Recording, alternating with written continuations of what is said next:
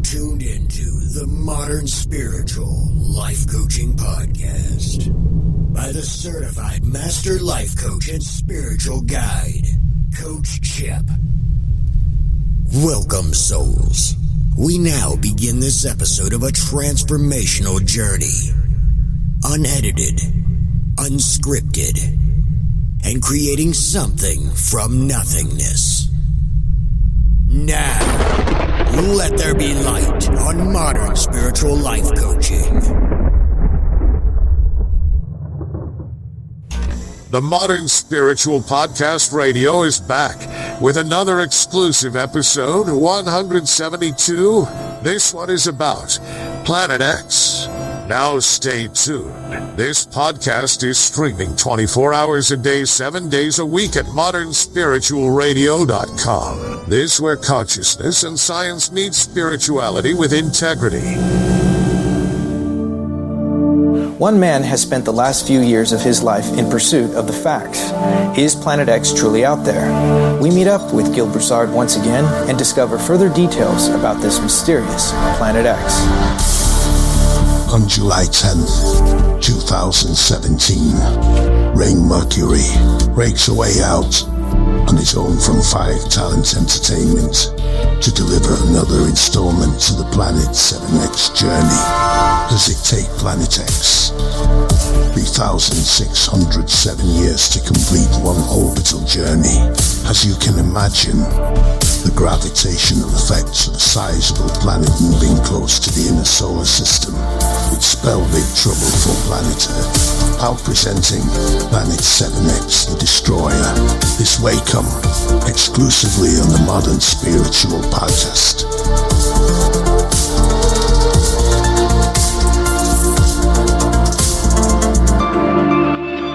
You know, the clouds moved in for a moment, and I thought it's going to ruin this party, but the forces of darkness united and did something good for a change.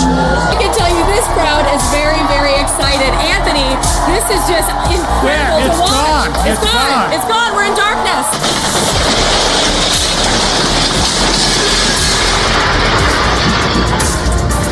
People reported hearing a series of booms before the power went out, and then the sinkhole just opened up. A fireball shooting across the horizon. It could be the prelude to something bigger. This is the brightest asteroid body that we've seen in the last 10 years. You have not seen this new planet. No one has actually seen this planet yet. What we've done is felt it. We can tell that it must be out there. So we have not 4, not 7, not 8, we have 9 signs in the sky. There is no other generation that has had so many. So would the world be a better place without God? The world would be an enormously better place without God. Since our first installment of Planet 7X, the Destroyer documentary, more questions have been asked. Where is it? Why haven't I seen it? Is Planet X really a part of biblical prophecy? So many questions, so little time to answer. Welcome, Gil. Thank you so much for doing this again. We've definitely had, over the almost 2 years now, since we did the last documentary interview on Planet 7X, the Destroyer, we've gotten a few, actually I wouldn't say a few, quite a few emails, phone calls, letters, people trying to get in touch with us and wanting certain things to be clarified, wanting to know what the latest information is. Where are we at on the timeline for those of us who are believers and believers of prophecy and, end times? What's going on in the world, because it really does seem like things are getting worse, not better. So there are some people out there that are saying Gil's all about the money. He doesn't really believe this. It's just another quack out there. Let's first clear the air. Do you really believe in Planet 7X? Yes, this is a real object. The data supports that. There's more than one white paper study that points to this being a real object. When I first started this research, I was a hardened skeptic. But not until I had a sizable amount of actual hard data through peer-reviewed studies, the Pioneer and Voyager probes where they had sent them, actual perturbations of planets and comets, and all the historical comments in history listed in the Bible, as well as artifacts, all point to one constellation out of 88 constellations. The information and the factual data is overwhelming that we have an object coming from Sagittarius. So then the big question is why? You just mentioned a little bit about the data, but what is it about it that persuaded you? Neil Tyson misdescribed what science is pertaining to astronomy. If you can take observed phenomena, bring it into the laboratory, and show that it's repeatable, that's science. But I don't remember any time where people were standing in denial of what science was. One of the great things about science is that it is an entire exercise in finding what is true. An hypothesis, you test it. I get a result. A rival of mine double checks it because they think I might be wrong. They perform an even better experiment than I did, and they find out, hey, this experiment matches. Oh my gosh, we're onto something here. And out of this rises a new emergent truth. When you have an established scientific emergent truth, it is true whether or not you believe in it. And the sooner you understand that, the faster we can get on with the political conversations about how to solve the problems that face us. Well, we have the Asian astronomers, the Chinese, Korean, and Japanese astronomers. Each had roughly a dozen astronomers.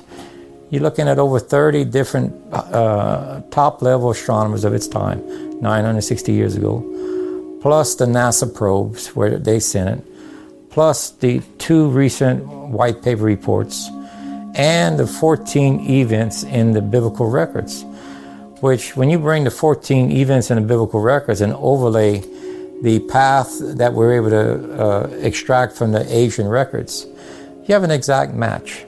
And that's exactly what science says. When you can take something that was observed and show an actual physical model that reproduces the events that they're claiming, that's science. What was Gil doing before he started the research? Before I was doing research for Planet 7X, I was in the oil field as a structural and piping designer, senior engineer tech for a oil and gas engineering firm. Being in the engineering fields, you learn how to figure things out and learn the principles of doing research and staying within specs, as they say. Did you give up on anything? Did you stop anything? Did things change for you when you realized, oh my gosh, there's something here? Yes, I put a halt to my career, and after the initial report was shocking that we do have an object, after that I pursued to look for additional evidence that would cancel it out, to where it would prove that it's not real, because I really didn't want this to be a real object. And I spent the next 3 years trying to disprove it. And instead, evidence kept piling up that this was a true and real object, to where I didn't have any more footing left to be a skeptic. Now, when you started this research, why Planet 7X instead of just Planet X? A lot of people are kind of confused. They're like, why is he calling it Planet 7X? It's Planet X. You know, what's the deal here? The reason why I call this Planet 7X instead of Planet X is to separate the research from other researchers that I simply don't agree with what they posted, or it's not backed by fact or actual white paper reports. Most of the data that I've seen on the internet lack hard data. It violated either orbital mechanics or Kepler's laws of planetary motion. The significance behind the numeral 7 in the name is to depict the possible size of this planetary object. Is somewhere between 5 and 7 times the diameter of Earth. When you started to do the research, did you encounter any kind of resistance? I mean, you spent some time before, I'm pretty sure you started connecting the dots. And then when it came time to reveal, did you feel any pushback from family or friends? Was there any resistance from anybody too when you started to kind of showcase this? And when did you begin to show your results? They didn't really know I was doing this work. What I call it is I went in my cave and was doing it pretty much privately. Usually it takes a team of astronomers, whatever, to do the work, and I was going at it at 12 to 14 hours a day for 3.5 years. The ones that I showed the evidence, I had no misresistance. That whenever they looked at it, they felt that there was enough evidence as well that there is a planet that has come through our system before. I started this research when I came back from China. When you were in China, were you there for a specific reason? Did you start to come across Planet X symbols, imagery, paintings, or anything like that started leading you down this rabbit hole? I was in China pertaining to an oil and gas project. And most of the time I was there, I was on standby time. So I had a lot of time to go to nearly every museum in Beijing. And so I wasn't aware of this planet yet. But when I go back and look at my pictures after I found this white paper report, it's quite evident in the castings of these bronze bells. They showed a dragon with the planet showing plasma, like lightning coming from it. They show it's in the woodwork, it's in the art, it's... You are listening to the Modern Spiritual Podcast. We are now receiving messages from the universe. We will be back with our podcast in a moment. The place.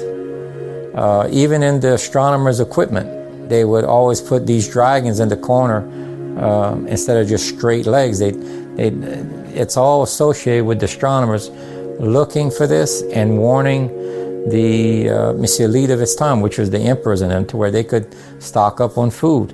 History is repeating itself. The elite today want to know when and when it's coming and how to prepare.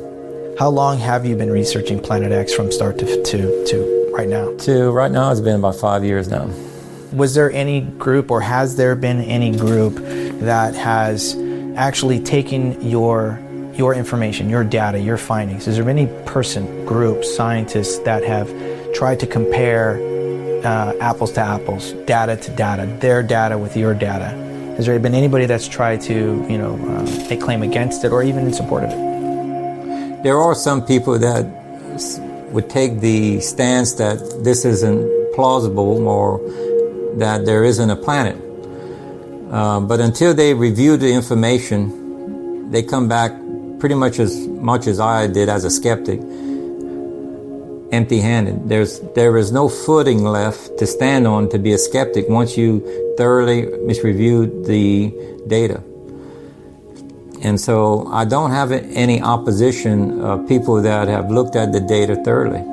The few critics that I have are people that come to this subject from an emotional point of view that do not compare apples with apples. They're strictly running off emotions. And they may have something negative to say or try to attack my character or something like that, but they have yet to attack any of the data. At any given time, I'm ready to go toe-to-toe with any logically based person that wishes to look and misreview the data and go head-to-head with this, whether or not this planet actually exists. Professional astronomers have reached out and asked for all my data, but they won't go on the record.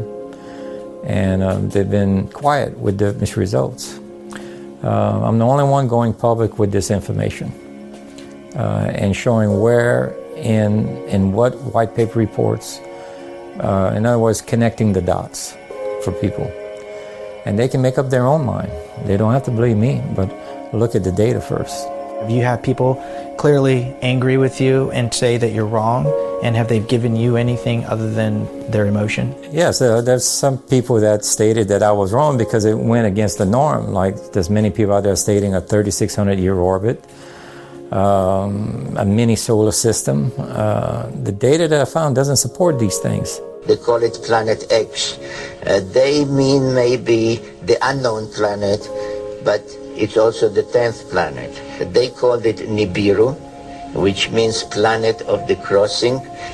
And they say that this planet, the 12th member of our solar system, has a very large orbit of 3,600 years, and every 3,600 years it comes between Mars and Jupiter, close to us.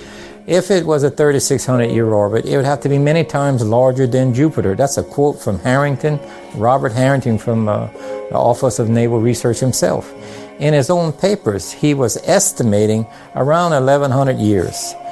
Now, he didn't have the data that we have from the Asian records. That's the only thing that's different.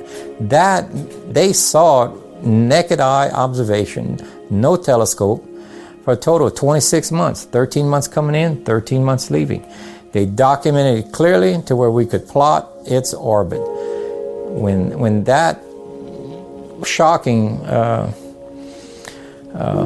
results that showed us that it had an entry roughly 152 days apart between entry and exit, and it passed over Earth's orbital path twice, that brought up the Bible in multiple ways.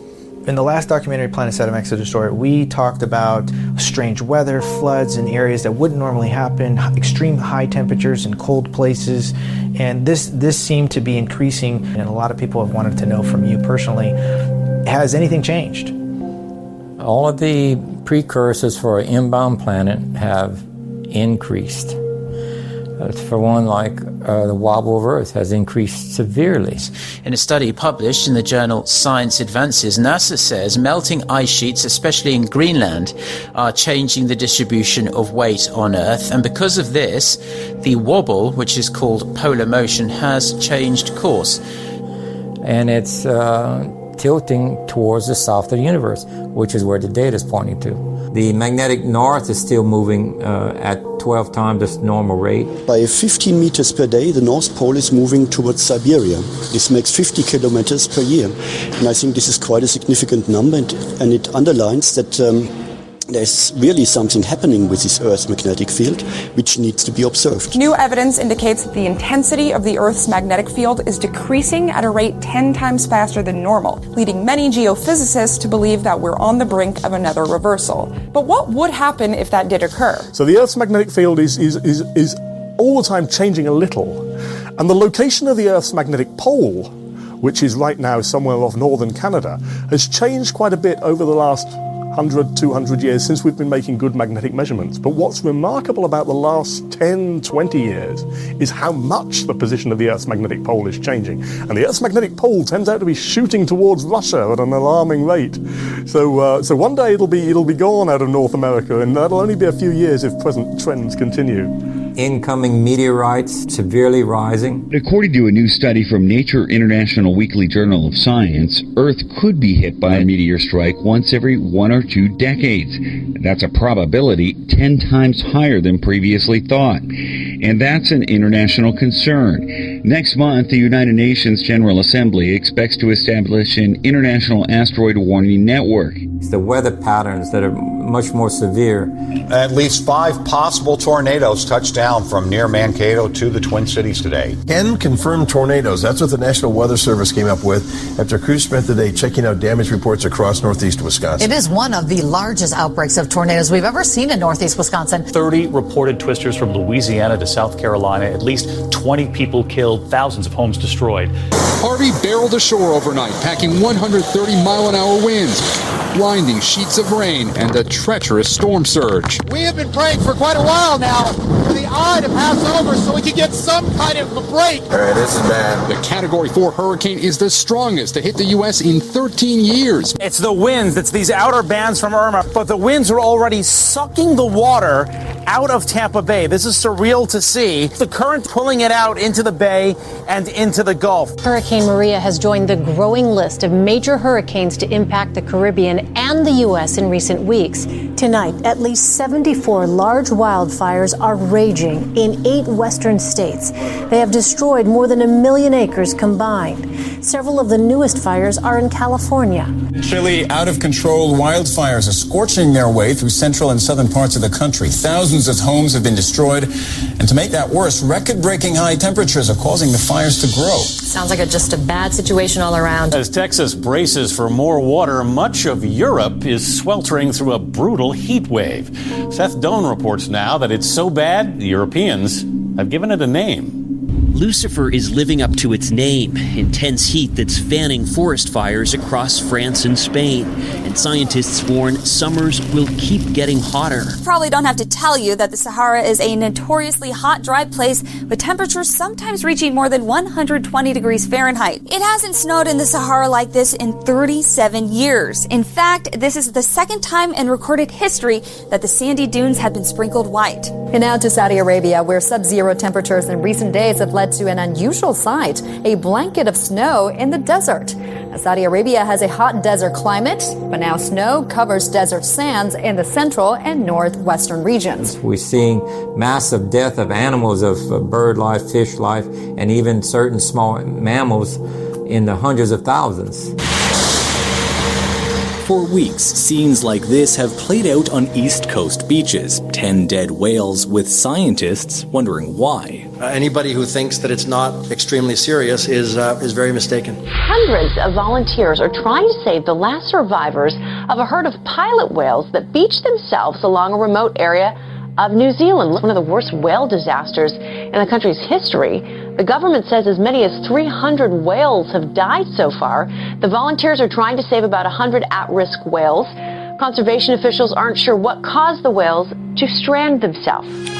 Thousands of birds found dead in the Yolo bypass. A CBS 13 viewer sent us these pictures and asked us what is causing this disturbing phenomenon. How do you move 500 elephants? The answer, of course, is very, very carefully, but the real question is why you would need to move 500 elephants.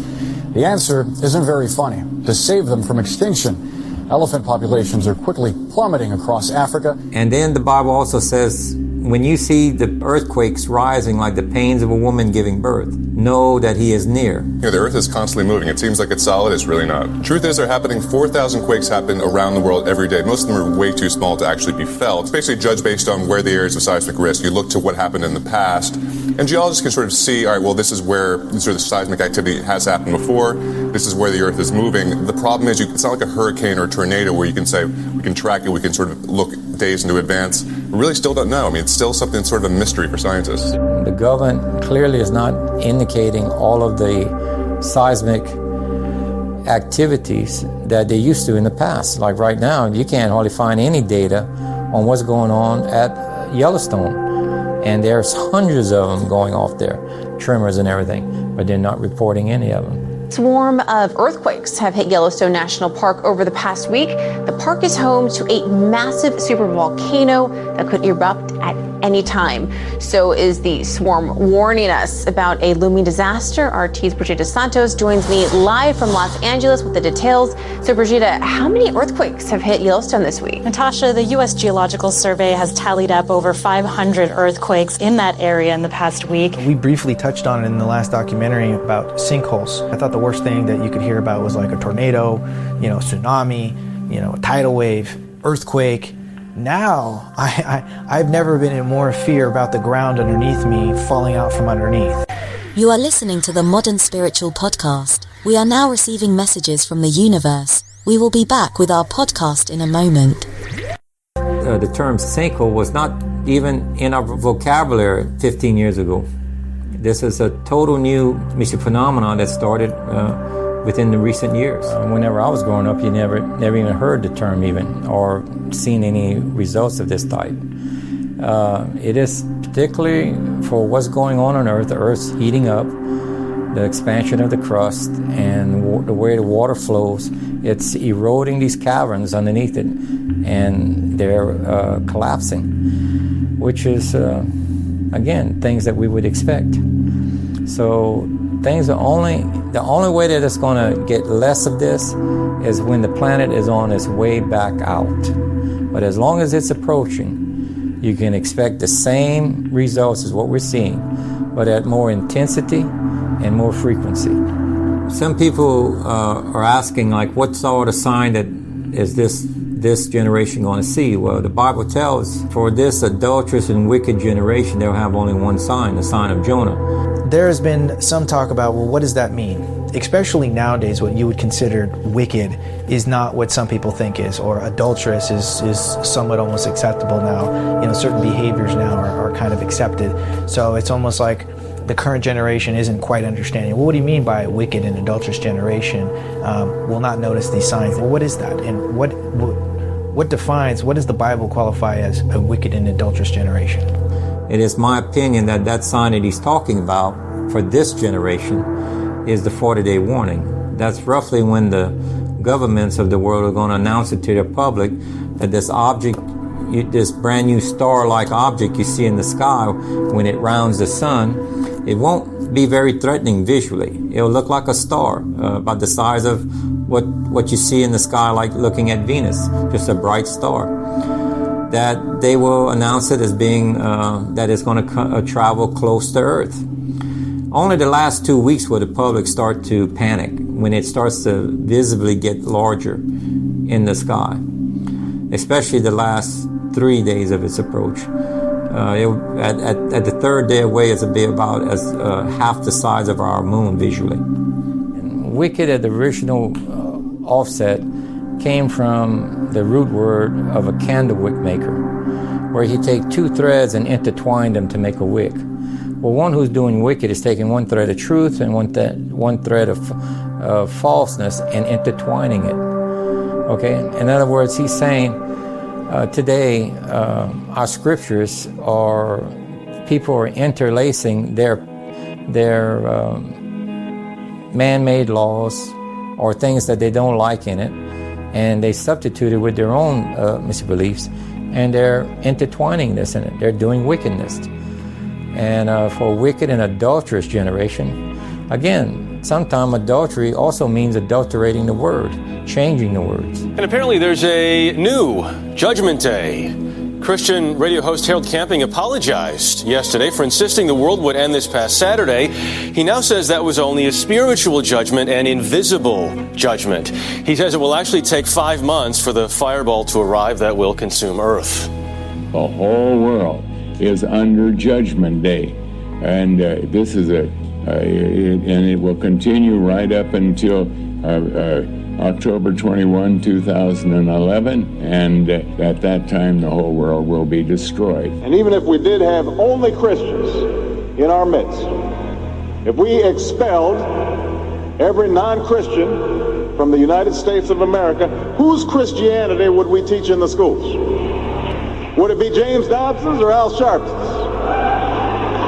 Which passages of Scripture should guide our public policy? Should we go with Leviticus, which suggests slavery is okay, and that eating shellfish is an abomination? Or we could go with Deuteronomy, which suggests stoning your child if he strays from the faith?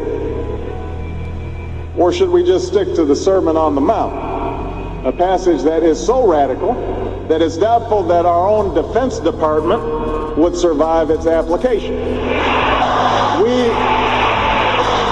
So once again, I have to be honest with you, based on what the Bible says, there will be no rapture. And Jesus is not coming back.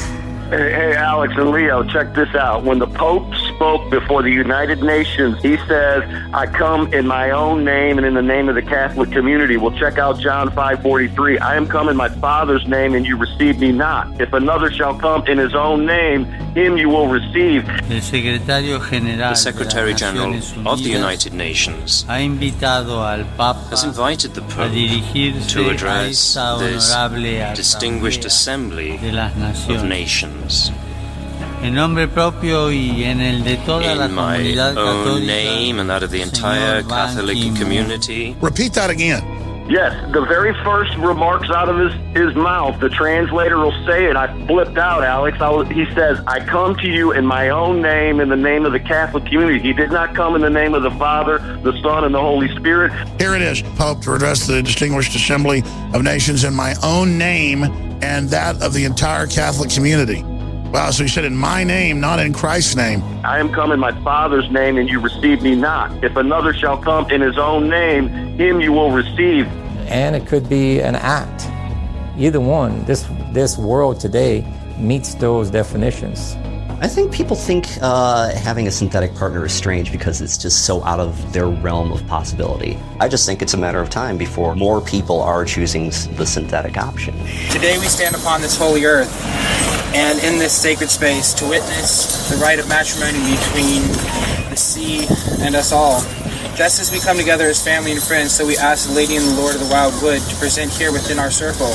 May the sacred union of this hand-passing ceremony be filled with their holy presence. Well, here's some news you can use. Have you ever heard of the term polygamy? Yeah, it's a growing relationship trend in which people marry themselves. Here's more now from reporter Weisha Zhang. In many ways, Erica Anderson was a traditional bride. The 37-year-old from Brooklyn planned a formal ceremony with a white dress, flower bouquet, and walk down the aisle. Only no one was waiting for her, and that was just the way she wanted it. Chris Severe says if same-sex couples can legally marry, he should be able to legally marry an inanimate object. Chris Severe wants to marry his computer. This is not a game, okay? This is not some kind of funny scenario. So we've got these 4, definitely. I think most Christians have heard and agree upon. But I introduced the Pentad, a series of 5, which coincided with Belgium, on the 23rd of March, 2016, which actually is Passover if you're not using the 13-month calendar. If you go with the 12-month calendar, this is the beginning of the religious new year. It's Nisan. So it's Passover. So you can add to that the solar eclipse on the 1st of Nisan in 2015. And you might want to call it a hexad, series of 6. You might want to call it a heptad, because you've got a partial solar eclipse on the 1st of Tishri on the Hebrew calendar. There is another one. There is a partial lunar eclipse on the 16th of September this year, and that happens to be Sukkot. So, if a tetrad was rare, this is the rarest sign that we've ever been given in 2,000 years. Something is coming. So you might wish to call this a hexad. There are 6 lunar eclipses, 4 total, 2 penumbral. You might want to call this an octad. If you count the 2 solar eclipses, that's a series of 8. You might even wish to call it a nonad, a series of 9, because there was, and this was mainly got the attention of the Indonesians, there was a recent partial solar eclipse on the March 9th. March 9th was the beginning of the religious new year. So we have not 4, not 7, not 8, we have potentially 9 signs in the sky. There is no other generation that has had so many. But if you're living right now like Jesus isn't coming back, like sinning doesn't matter, like serving God doesn't matter, I would say, please wake up. People have asked me, is Donald Trump playing a role in the Bible? Yes, he's a world leader. All world leaders are chosen.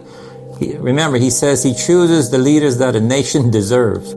On June 14th, 2016, Donald Trump turned 70 years old. So on January 14th, Donald Trump will be 70 years and 7 months old and 7 days on the inauguration day. Now, I'm not endorsing a candidate. I am just telling you that this is fascinating. This kind of stuff fascinates me. Now, here's the next thing. The number 7, as you know, is very significant. In Hebrew, the 7th letter is Zayin, and it means a weapon. Now, this year in Hebrew is 5777. 777. The first digit is 5, okay? And the 5 means, hey, to behold. So here, this year means to behold, weapon, weapon, weapon, warfare, warfare, warfare. And if you don't know the meaning of it, you might already. I want to explain the Donald. Donald Trump is the only Donald in the world that is known as the Donald. It is a Scottish Celtic name that comes from 2 parts, Dumno, which means world, and Val, which means ruler. The Donald means the ruler of the world. His last name is Trump, which is a play on the word triumph or victory in English, and trump, which is trumpet. Now there is a scripture in 1 Corinthians 15:51. Behold, I show you a mystery, God says. We shall not all sleep, but we shall all be changed. In a moment, in the twinkling of an eye, at the last trump. For the trumpet shall sound, and the dead shall be raised incorruptible, and we shall be changed. And if you know that God uses puns and plays on words, and He likes doing that, then it's an amazing coincidence that at the last trump, the dead in Christ will rise. Now, He's not literally the trumpet that will sound from heaven, but He would be a pun, a literary device, a play on word that God has used again and again. Could it be? You are listening to the Modern Spiritual Podcast. We are now receiving messages from the universe. We will be back with our podcast in a moment. That if Donald Trump got elected, that he would be the last Trump before the rapture. Most people don't study the Bible in its original text, so there seems to be some confusion as to your research. Maybe they need a little clarification. So one of the questions that have come from some of your subscribers have been, people are confused what the Bible says in Genesis about the greater and lesser light. Some people have already taken into account that, that's the greater light is the sun and the lesser light is the moon. But your research has shown something a little bit different, and in studying the original text. So let's clarify that with some of these subscribers. Many people have a problem with accepting that the moon was made during Noah's time, because they read in Genesis a greater light and a lesser light was created. The moon is not mentioned until Joseph of Egypt. When he had a dream at age 17, that was in Genesis 37:9, where it's actually mentioned in the Hebrew.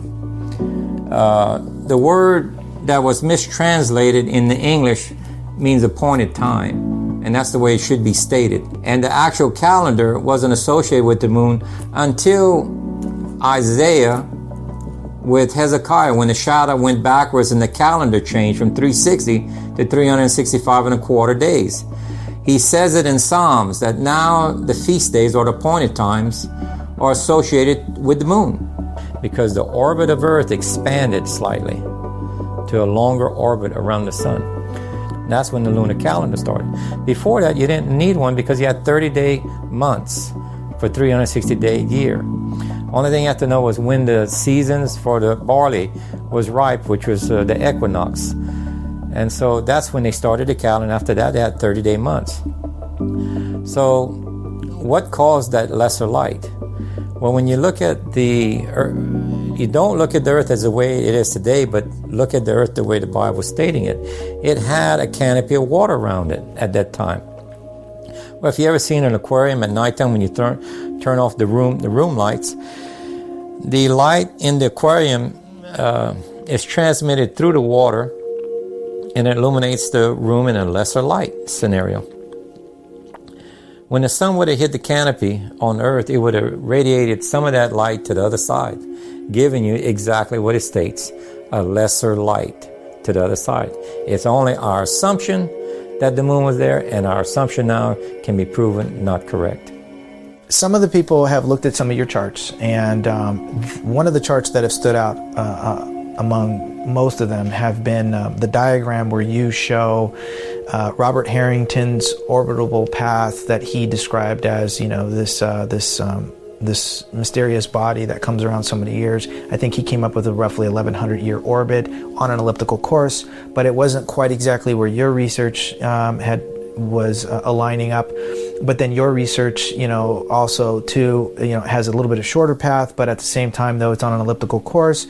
And then there is, of course, what some of the research and ancient studies were saying too, is also on an elliptical course, but slightly off.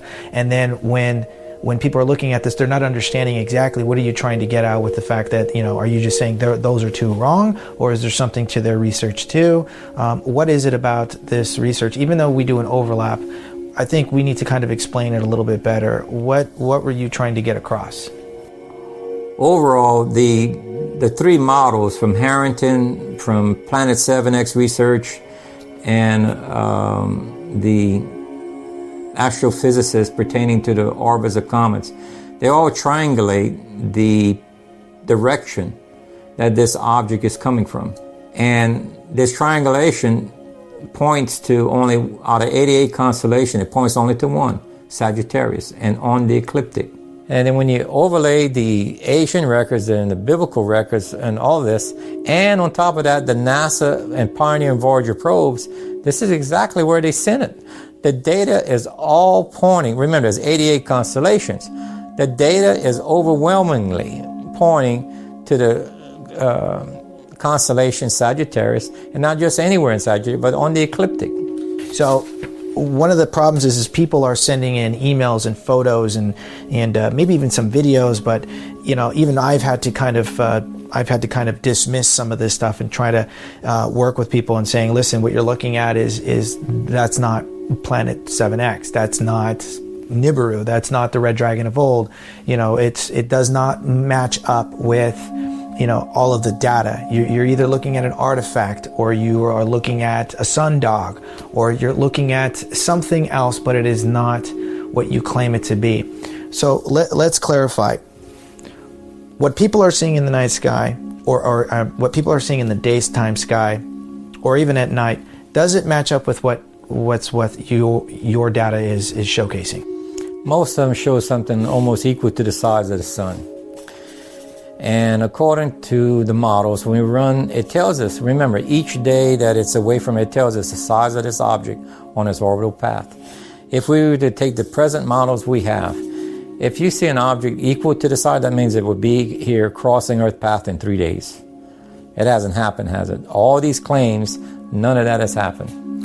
Okay? Even at the 40-day mark, whenever they warned the world population, it will only look like a star. Remember, look, Venus is equal to the size of Earth. How does it, and it's 3/4 from the sun to us, it's 3/4 of the distance to us. What does it look to the naked eye? It looks like a star, doesn't it? Well, this planet, when it's just about where Venus is, it'll maybe be about 5 to 7 times larger than in the sky. It'll still be a big star. It will not be shocking until the last week of its approach. Let me just let some of the viewers out there know that, again, and I'm going to show this diagram as I'm talking, is that basically what you should be looking for is something that is going to be no bigger than Venus or Jupiter, but maybe as bright as Venus at night on the ecliptic near Sagittarius, coming out of Sagittarius. So if you're seeing something else and it doesn't align with the data, you're looking at something completely else, which could either be at a sundog, it could be a camera artifact, a refraction of some kind. Test the information. See what it is that you're looking at. Use other cameras, more than just one. Call somebody to see if they're seeing the same thing, and then analyze what exactly you're looking at before you jump to the conclusion that that's Planet X. Your subscribers want to know, where is Planet X right now? And why haven't they seen it? Which we just kind of answered, but again, let's figure it out. Planet X is somewhere on its orbit. We have that knowledge, we have that data, we know where its entry and exit is, we roughly know the distance that it goes out, which is roughly between 90 to 94 astronomical units before it turns around. But we don't know where it is on its path unless we have a sighting. Now, when we have a sighting, I'll put my telescope on it, do a few calculations, and give you a rough estimate when it's going to arrive, or verify if the government says they're going to arrive such and such date. Okay?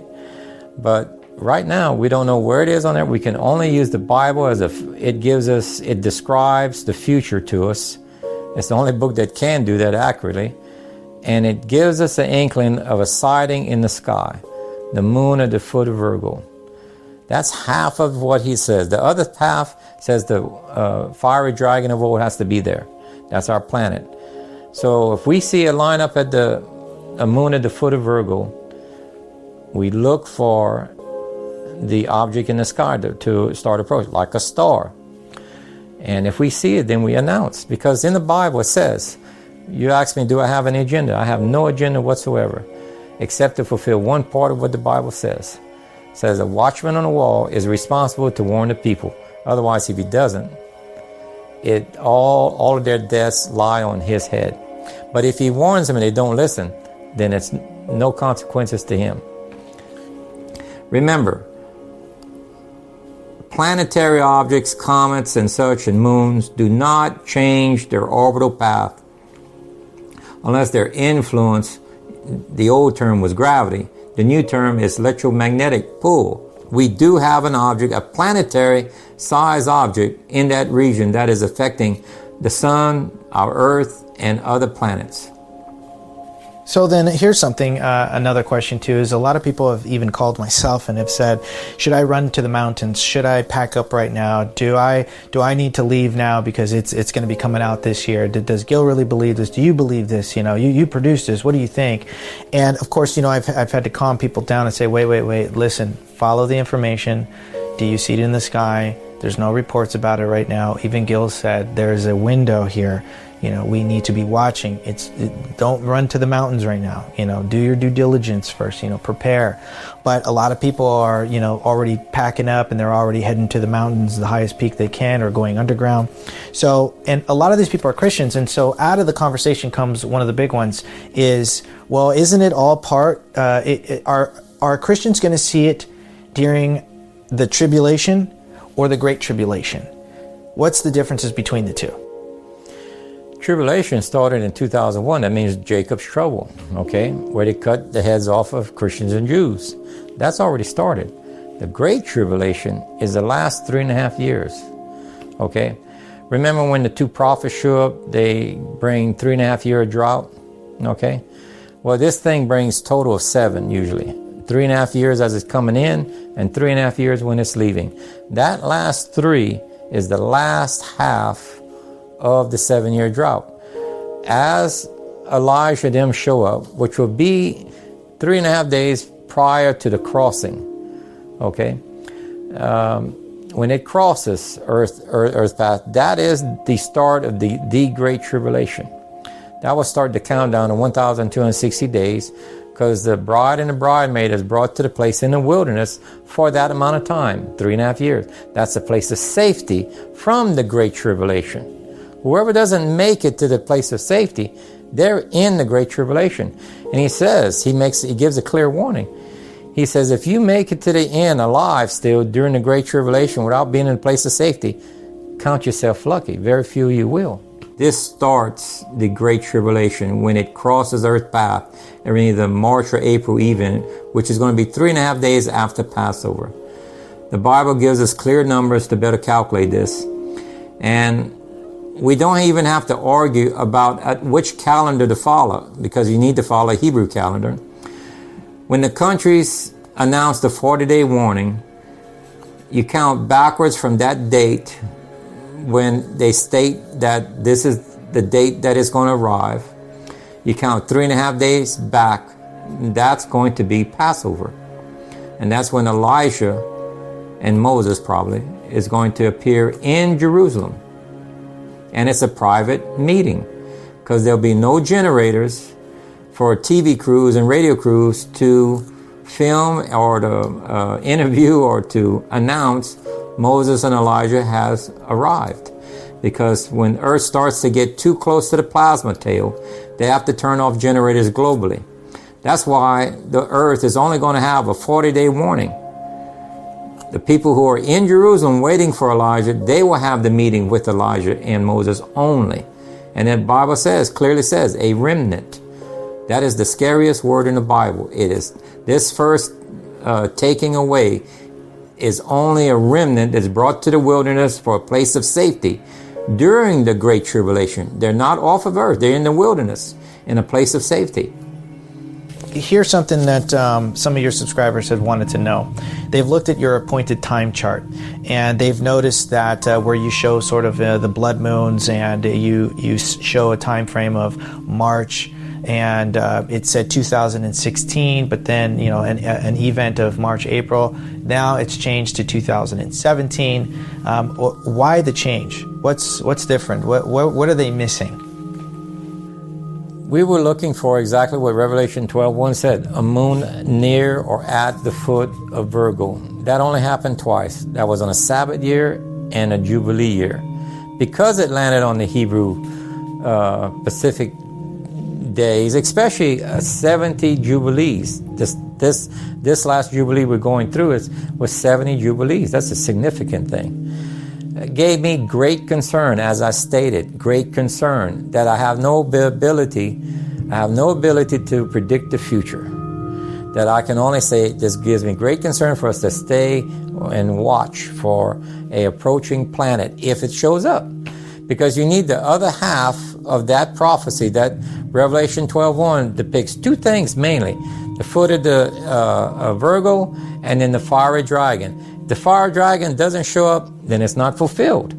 So we have to have that planet approaching. 15 to 16 was the Sabbath year, and then from 16 to 17 of the March-April is a Jubilee, and the Jubilee, after this when this documentary comes out, it's already passed, has ended. Now that happens to line up again with something that's said in Jacob's passages. He says he worked for his father-in-law for 20 years. Well, you start to count roughly in 2001, and do the counting, it lands very close to this time that the moon is at the foot of Virgo. And keep in mind, we haven't seen CO3, 4, and 5 happen yet. And we haven't seen a great falling away yet. All of these have to happen first. As of late, Caltech, Professor Mike Brown from Caltech, has also been a very hot topic, and which will show some of the things that he has talked about with his discovery of Planet 9. You are listening to the Modern Spiritual Podcast. We are now receiving messages from the universe. We will be back with our podcast in a moment. Also, Mike Brown is also the professor who has dumbed down planet Pluto from being our 9th planet to, I guess you could call it a dwarf planet, or just, it's not a planet that actually causes any perturbation with, I think it's Uranus and Neptune. However, he's gone on record now and on the news to talk about his new Planet 9. And my question to you is why did Professor Mike Brown choose Planet 9? Him and his partner said Planet 9, and we've been talking about Planet X as the outside missing planet to our solar system, and now all of a sudden it's Planet 9. Why do you think? The term Planet X in the astronomy community since 1992 has taken a lot of criticism and a lot of ridicule, so they tend to stay away from that term. So he's projecting a whole new planetary object that he calls Planet 9. But if you look carefully at what his orbit on what he's proposing, it's outside our present solar system. It doesn't come on the inside of our solar system and cross our known planets' orbits. Okay. Why can you not see the planet? The effect of the planet can be felt by probably many thousands of bodies that are out there. We've only found the first score of them, but there must be many thousands out there. So it's a lot easier to look in a random direction in space and see something that has been affected by this planet than to immediately go and find it. So right now we know the orbital path of the planet through the sky, but we don't know where in the orbital path it is. So we're setting out on a grand search to try to find it. We did exactly the same thing that Bouvard did on Uranus. We actually found, we had tracked this object for a couple of weeks, and after a couple of weeks we had seen it go far enough that we could predict backwards in time where it was a year earlier. We found it a year earlier in somebody else's data. We found it 3 years earlier in somebody else's data. And we finally found it as early as 25 years earlier in some old data. With that, we could figure out the orbit. So remember, the question is it a circular orbit, or does it come in to the solar system like a comet or something does? And the answer is no. It doesn't do any one of those things. So it will not give us the effects of what the Asian records saw, what the biblical records saw, what won't cause the perturbation of the orbits of the comets. None of the effects that we're seeing right now, this object is not what's causing it. This is a very hot topic right now because as of right now, if you have Stellarium, you can actually go into the software program and you can see that the alignment of our stars right now is having the sun that is clothing supposedly Virgo. The moon is technically right now at the foot of Virgo, and Leo, the crown of 12, is above her head. No one can see that. and yet it's in the Bible. And God is very specific. And there's no indication that we should be looking at a software. Your chart is talking about a March-April event. Right now, people are talking about a September event. What's your take on this? Without a doubt, this is not the sign mentioned in Revelation 12. The text states that the woman is clothed in the sun. That's the English version. Well, the word helios in the Greek actually means illuminated body. So it could either be the sun, it could be a comet, or it could be our planet-like object. But in the model, when we bring it to the month of Passover and show the planet passing just in front of Earth as it's starting to leave and go out, the tail of this planet, the comet tail, is only illuminating Virgo. Exactly the way the text says. Only Virgo is illuminated. The sun illuminates all of the constellations during the daytime. When Yeshua was sacrificed, there was a 3-hour eclipse. That was at Passover, okay? And it had to come fairly close between the earth and the sun for it to give us our 3 hours of darkness. Using the September daytime skies is referred to as the occult version, which is called the zodiac. Using the nighttime skies on March or April, that's called the Mezarah. That's what the Hebrews used. They're 180 degrees out of sync on where you need to look. I don't approve of anything occult to say that this is God's way of showing us a sign. You get yourself a planisphere and you turn it to the date and the time with your latitude, and it tells you exactly what constellation is in front of you. During the post-production work on this project, Gil and I began discussing about the up-and-coming, now past September 23rd event, and the moon at the foot of Virgo, Jupiter in the womb of Virgo, and Leo at the crown of her head, as well as the Great American Eclipse. What did it all mean? A lot of people called us and wanted to know, what happened? Is anything going to happen? Did we miss something? So Gil and I decided to record our Skype meeting. Here's what we had to say. The 23rd has passed, and we've really had a lot of people send some emails and say, what did I miss? What happened? What I don't understand. Again, it's like they're taking your information and they're intermixing it with a bunch of other people's, not correlating with your findings. So let's clear this up. Nothing happened. Why do you think nothing happened? Because if you go back. The way that we looked at history on its past orbital path and with the Chinese records, it does not come close enough to Earth in a September event to cause the darkening of the sun. It would be only the size of maybe Venus crossing the sun's path. You would not have an eclipse at all, unless you're looking at a natural eclipse or a object that would be almost equivalent to the size of the sun, which is impossible because this thing has passed over 14 times in the biblical records, another 5 in secular, that we wouldn't be here on just the first passing, okay? This has to be a planetary type object that has a significant magnetic field that causes a tail like a comet. It's the magnetic field reacting with the plasma that causes the tail. The physicists are absolutely correct on the model of a comet. Now, I wanted to mention a little bit. You had mentioned within your your commentary about all of these large hurricanes we're having. Well, I had read a scientific paper about 10, 15 years ago that stated there was an island or two off the coast of New York, roughly 350, 360 years ago. And come to find out, those islands are not there anymore. So they did some research. Geologists that did samples and everything found out with the weather people and everything that they come to the conclusion that it was super hurricanes that not just wiped out the inhabitants of the island, but the whole entire island was washed away. And that hit the coast of New York. I'm afraid because, look, 360 years ago, that was also when this planet passed. An entire island laid waste. It's utter devastation. 90% of the buildings on the tiny Caribbean paradise of Barbuda have been destroyed. The island took a direct hit, ravaged by 180-mile-per-hour wind. Most of the 1,700 inhabitants are now homeless.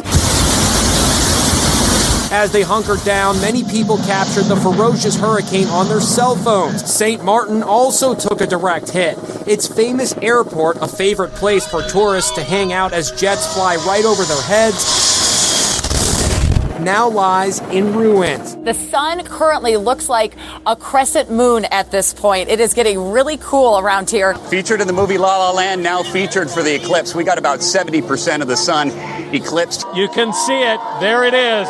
It may not last long, but there it is. According to what I've been seeing about the eclipse,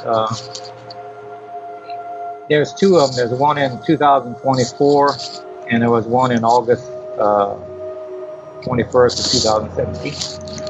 And that makes an X over America. It appears that this is pretty close to the beginning of a 7-year drought, which mid of the drought is the Great Tribulation, which is 3.5 years, which is the last half of the 7. So, of course, we're watchmen on the wall, not prophets on the wall. So we have to, after the Great Eclipse, it's just about 40 days, just roughly about 40, depending on which Hebrew calendar that you use. It's very close to 40 days to the Day of Atonement, which would be the time of misrepentance. And after that point, you can count roughly 3.5 years. It happens to land on one of the years that the moon is at the foot of Virgo in the nighttime skies, 3.5 days after Passover in Jerusalem. There's 2020 and there's 2021 where the moon is at the foot of Virgo. So we're very interested in the year 2021 because if we start to see a global drought, not a local drought, a global drought begin, that will start to intensify in these next 3.5 years to going to that year 2021. That would be mid of the drought. And as we've shown on our past biblical stories presentation, that this planet tends to actually cross in the mid of the drought. You have 3.5 year drought coming in, 3.5 year drought leaving. The only time it was longer than that was around Ruth. It was 10 years of drought. So this happens to be qualified in the text, where it mentions the two prophets when they appear, which is Elijah appears during Passover, that they bring drought with them for 3.5 years. But that's the last half of the 7. Okay, now this is a really upsetting story. The Sea of Galilee is at its lowest level in a century after a limited rainfall last February. Northern farmers even fear that they will have to stop watering huge swaths of cultivated land unless the government steps in. For more than 70 days, there has not been a single drop of rain in the western part of Liaoning. Farmers have abandoned their grain stocks in favor of cultivating other crops in hopes of minimizing losses. Drought that doesn't seem to end. Is that something that we can quantify scientifically? Absolutely. Since about 2011, we've seen just a continuation of the drought, intensifying, particularly in the Horn of Africa. And right now, as you have reported, we have 9 countries where nearly 17 million people exposed to drought are actually facing hunger and famine. So the scientific story is very clear. The intensification, the deepening of the problem means that we're going to have droughts for years to come. That qualifies that you have 3.5 before that if you understand the past history of the planet and the biblical text.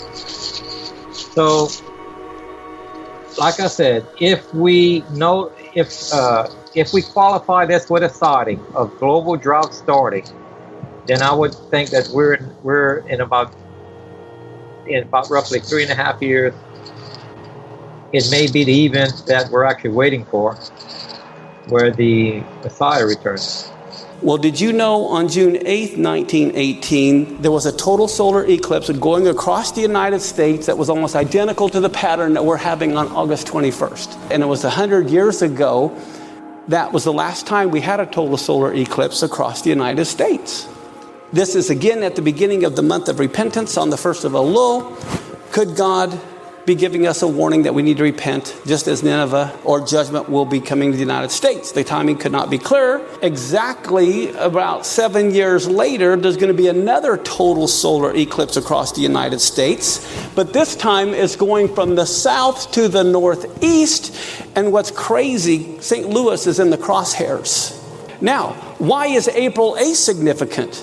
April 8th is the first of Nisan. That's the day of the beginning of the biblical year. That is when the fire fell from heaven. That's when the Moses tabernacle was dedicated. This is the ancient letter Tav, which looks just like the X going across the United States, which is a sign from God. I would also like to point out that when the moon crosses America for the second time, it also crosses the New Madrid fault line. Not to mention that in that same very region, the Mississippi is currently drying up, that the media is not currently touching upon. Here's a few photos that I was able to find online.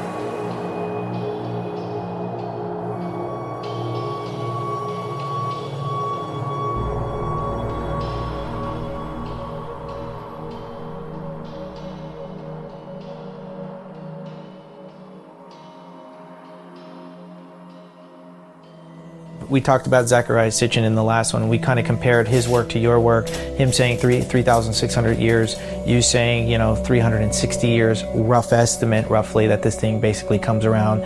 So you've discovered something a little bit different when you've looked at some of the clay tablets that he has analyzed. What was that? What have you discovered in that clay tablet? The Sumerian tablets, which he was saying is a representation of the solar system of planets and the sun, I've come up with a different understanding of it. What I believe this to be is very similar to the Nibiru disk, that this is actually the sun in an eclipse mode, and that these are stars, prominent stars and some minor stars. Well, when we go back in time about probably 1 to 2 events deeper into time than Noah, we have some interesting lineups on the constellation that seems to fit that pattern that they're showing there. So Gil, let's talk about what happened this year. You took a visit to Israel. Why did you go to Israel? And how was your visit? Yeah, so just about a month or so ago, I was invited to Israel, and I was glad to go because it was Passover. It would be my first dry rehearsal in Missy Jerusalem, as the text says to observe it. And I was able to meet with three rabbis that wanted to see me pertaining to Planet X, and they were showing me out of their ancient texts where they qualified some of the things that I was saying, how we have a 40-day warning. But one of the things I never told anyone is that we had pictures, photos of objects in Asia that referred, whenever you see the fiery dragon of old and the sun always, that the sun showed 7 objects missing in front of it, which I considered it to be moon, but I had no text to back it, so I never made mention of it. Well, they brought this out in the text that this object has 7 moons. So, which was quite interesting. So we may have an object which matches Revelation, where it says 7 heads. This object, the fiery dragon, has 7 heads, could be 7 moons. Remember, you're using ancient terminology. They didn't have a general word for moon, okay? They had their own names for it. You want me to show you a few things in the scriptures regarding this planet? Oh, yes, please. All right. And we do know, the Zohar says, and also the Talmud, that during the flood, they had 2 things. They had a lot of cold water coming, shower from heaven, and at the same time, hot volcanoes and springs coming out. Yeah. That we know. Yeah. So we see that the effect of our Nibiru, whatever you call it, is doing the same effect. Lately we have a lot of floods. Yep. And at the same time the earth is burning, is hot. Right? A lot of spring, a lot of volcanoes. So the book of Zohar, where does it speak about the planet? About the star that will show up in the sky in the end of days. Exactly when the Mashiach will be revealed in many chapters. See, in the book of Noah, he speaks about it. And about 5-6 different locations in his books, he speaks about the star, not just once. In the book of Revelation, it does that also. It says exactly what you were saying also. Yeah. The Zohar says in the parsha, in the part of the book of the Exodus, he's also speaking about this planet. And look what he says. He says, there will be, in the end of time, when a lot of trouble will be in the world, and also Israel will be in troubles, then will be a pillar of fire standing from down to heaven for 40 years. And the Zohar says about that, he said that the time of the King of Mashiach will be revealed.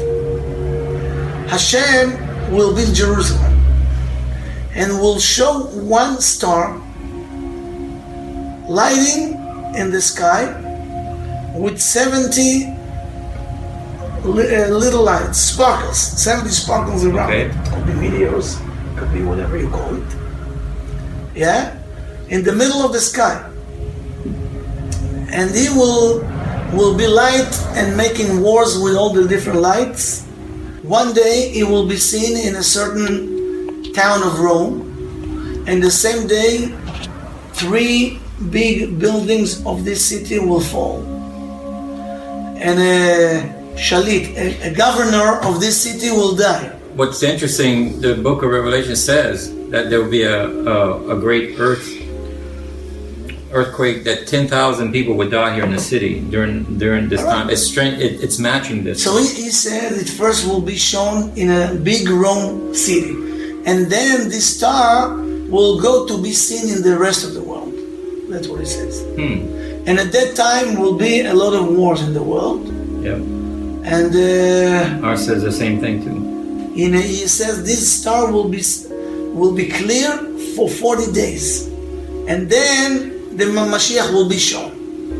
It's in another place, Parashat Rum. Now, I had made that estimate from what I read that we would get a 40-day warning before the cross, which you had just verified that right there. It could be now. That the Mashiach would be coming shortly after that 40-day warnings. And at the same day, the whole world will be shattered. And people of the world will be hiding into caves and underground facilities. Our book of Revelation says the same thing. Yeah.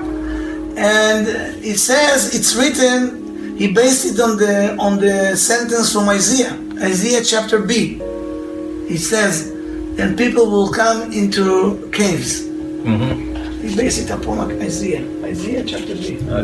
Isaiah 2. Look for this sentence. And then let's go to the next page in Exodus. He speaks a lot about it. He speaks a lot. I can't speak so much, but he says 40 days after this pillar of fire will be seen in front of the whole world, and Mashiach will be revealed. Then from east will come a new planet, blazing in all colors, and 7 other planets surrounding this planet. There could be moons, whatever, it doesn't matter. And I knew about the star many years when I read in the Zohar, but the truth, God forgive me, I thought it's, even though I think it's a holy book, I didn't know I thought, come on, a star coming with 7 planets, and I saw it's something spiritual. So you were skeptical too? Myself, yeah. I was skeptical even too. though I saw it in the Zohar, I said, well, probably it's something spiritual, some, mystic, Even though I know everything in the Zohar, it's facts. And then I saw, the autistic kids Yes. You heard? They spoke Yes. about the planet X. Yes. And then people told me what you said, and other people said, I said, oh, come on, it comes together. It's a jump to light speed in the search for signs of life outside our solar system. NASA says it's found at least 7 Earth-sized planets orbiting a dwarf star 40 light years away. This is the first time that so many Earth-sized planets are found around the same star. In December of 2015, on the 23rd, the 27th, and the 30th, 3 autistic Jewish men were interviewed in Jerusalem, Daniel, Benjamin, and Menachem, who speak through facilitated communication. All spoke about world governments preparing for what they already know is the coming of Planet X. What controversially makes these 3 men unique is their claimed ability of receiving messages from God. If you don't know about these 3 and you haven't read the articles, here's a few excerpts of what they had to say during their interview. Menachem said, "They're following this thing, but not reporting on it. They went silent on the subject. They didn't speak of it further, only preparing. They started digging to make bunkers. It's a fact. And now, there are bunkers also in Israel. There's one very large bunker for the important people of the state, who will leave the rest of us outside, and they'll be inside. I tell you a secret. If it will be this way, then woe to those who are inside, and the people who are outside. Those who have trust in Hashem, God, they'll be saved. And another interesting thing I'll tell you, that they made calculations and measurements, and where is the most safe place in the world with regard to this whole event. They reached the conclusion that it's Jerusalem. The safest place is the land of Israel, and mainly Jerusalem." Daniel said, "The effects of Nibiru will be giant tsunamis with waves 100 meters high, earthquakes, tornadoes, erupting volcanoes. There will be a hit to nuclear reactors that will cause radioactive contaminations like in Fukushima, Japan. And there won't be electricity, and there won't be clean water, and there won't be food. It will be a very difficult situation when Israel will be like in Noah's Ark." Daniel also responded to those who think Nibiru is a hoax. They're trying to say that the issue with this star is all nonsense, but it's not nonsense. There are those who are saying exactly when they think it will arrive. It's also not for certain, but I'm certain that this matter itself is correct, because it is written exactly in all kinds of our sources, and even the Torah scholars can show you. Benjamin said, "And I say to you, there's going to be a huge disaster, really. God, He's the only one who can destroy the world that He Himself created. It will be a huge disaster, and this disaster will destroy 2/3 of the world, and it will leave the land of Israel complete." Now you want to know how it will happen? I don't know exactly, but from all the possibilities I've heard, the matter of the star, it seems to me the most real. People want to know, if we're living in the end times, where are we at in Revelation according to your charts? You've already kind of touched on it, but let's break it down just briefly. Where are we at according to your charts? Do you think we are in Revelation if we are living in the end times? I believe that we're at CO3 waiting for economic problems to happen globally. We already see this mentioned in the news. I personally believe that we're looking at a bail-in that will be implemented almost globally, where they'll seize depositors' funds. We've already seen a few banks and countries that went through this already. Massive lines at banks across India on Thursday as millions of people rushed to cash in notes that were yanked out of circulation at barely a moment's notice. It's the first time the banks have opened up since the 500 and 1,000 rupee bills were withdrawn at midnight on Tuesday. Shops and gas stations are no longer accepting them, so the race is on to trade them in for smaller denominations. Athens Wednesday, and the people are out on the streets again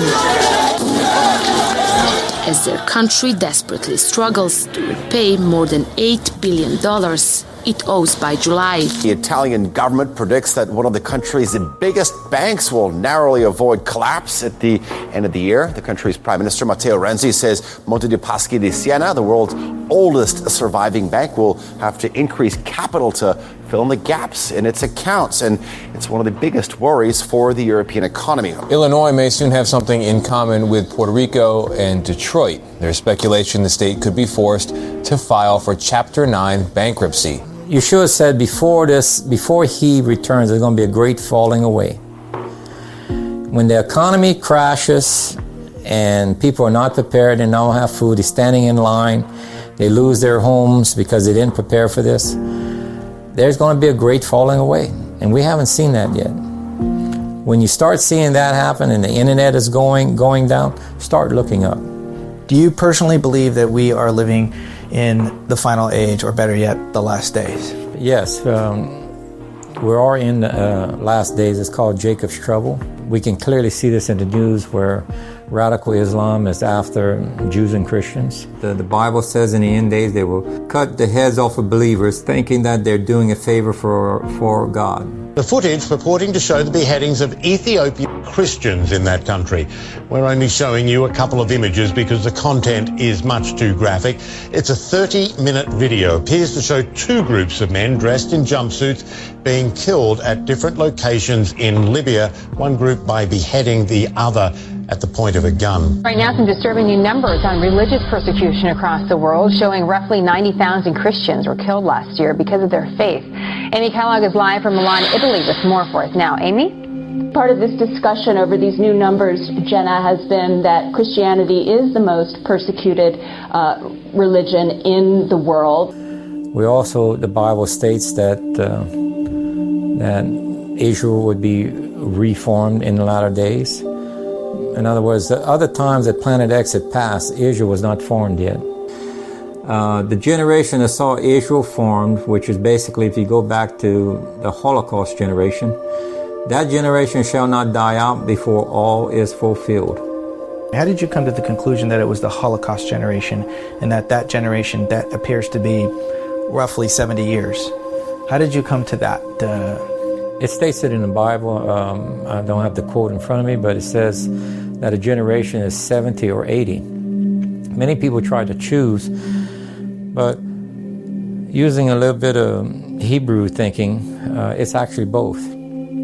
Because if you're at age 12, okay, your bar mitzvah started. Well, if you count 70 years after that, well, that puts you within this region right now. Well, if you count straight from the time that he was born, well, he's in his 80s.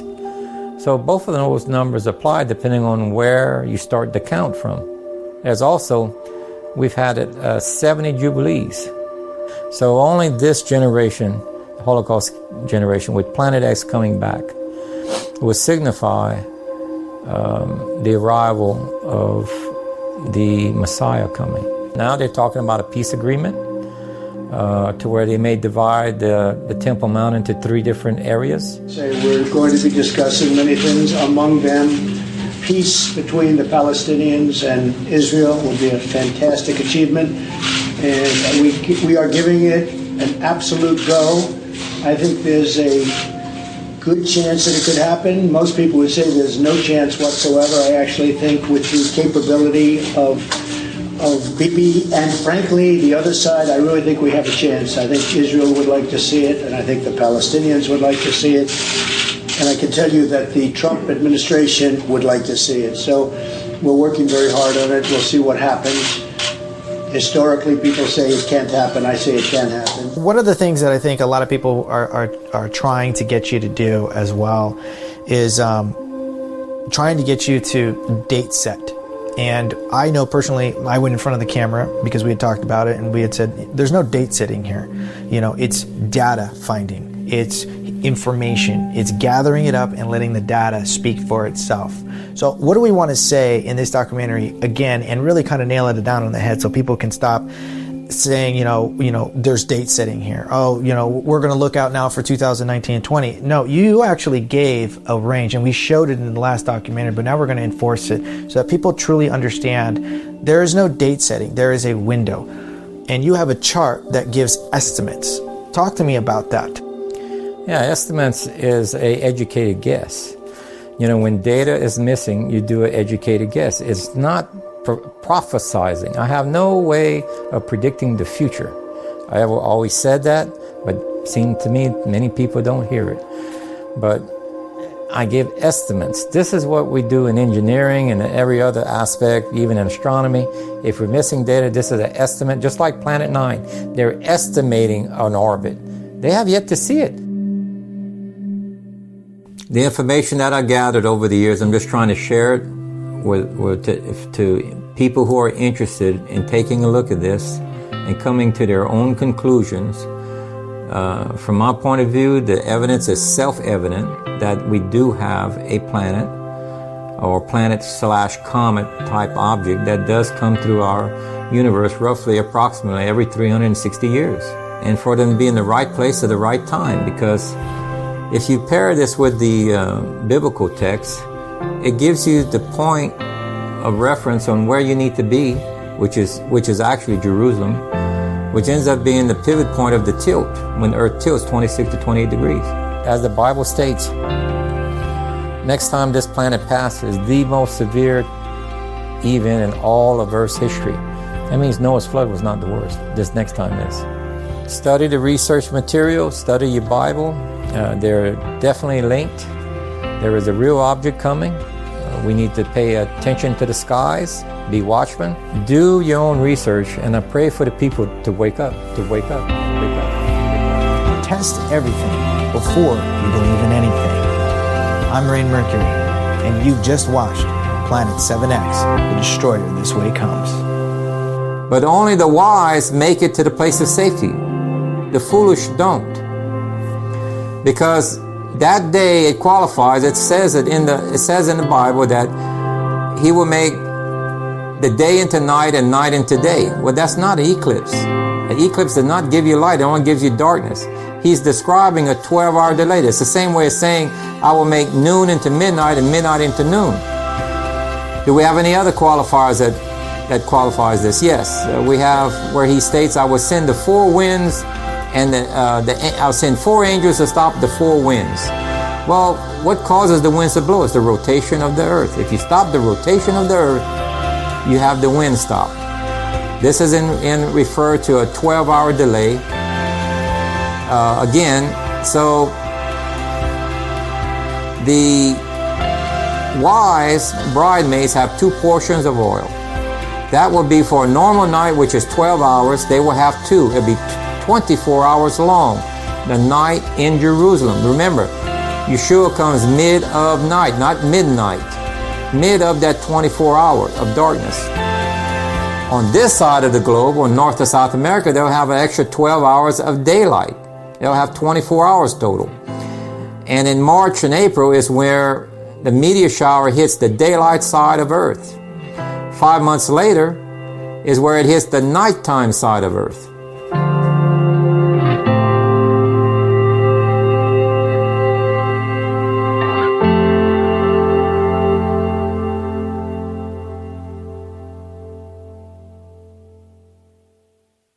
This is a Alchemy Coach Chip Podcast production. We remind you to subscribe to the Modern Spiritual Podcast to stay up to speed with us, so you don't lose us on the super internet highway. Friend us on Facebook, follow us on Twitter, subscribe to us on YouTube, or search for the Modern Spiritual Podcast on Google.